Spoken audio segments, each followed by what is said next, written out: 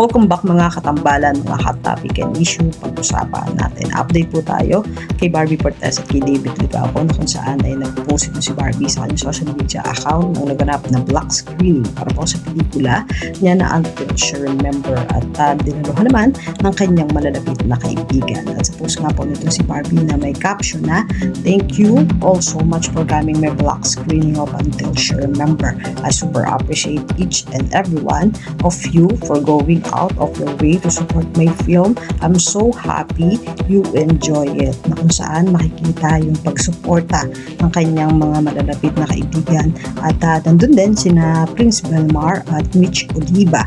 At meron din ilang mga photo pa na isinare itong si Barbie matapos yung naganap na black screen. Nakikita naman na kasama ni Mitch at ni Prince si Barbie na nag-dinner at may caption pa nga doon na "Thank you so much guys, napasama patuloy ako sa date night nyo. Love you both." Talaga naman todo ang support ang ibinigay kay Barbie. Makikita rin yung ilang pang mga kaganapan doon sa naging black screen para po sa pelikula nitong si Barbie na Until She Remember na ipinalabas na nga February 25. Samantalang si David Ligapo naman po ay nagkaroon naman ng interview para po sa 1365 na kung saan ay kasama din niya si Dennis Trillo at si James Reid.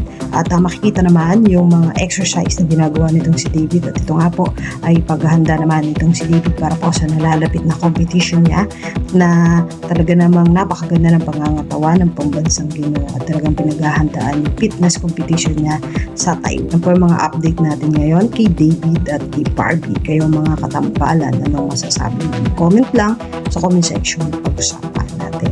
Yan ang mga hot topic and issue dito lamang sa Tambalang JK.